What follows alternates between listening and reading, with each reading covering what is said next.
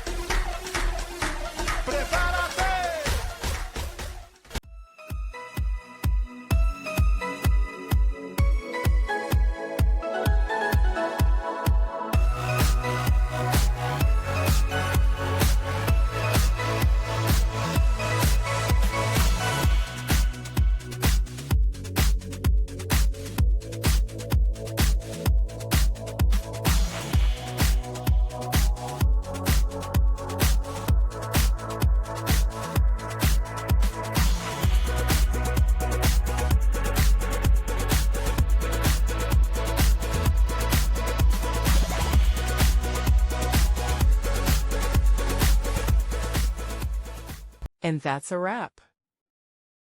I hope you found the answer you were looking for. If you did, take a second to hit that subscribe button. It really helps out. And let me know in the comments which solution worked best for you. See you next time in the debug zone.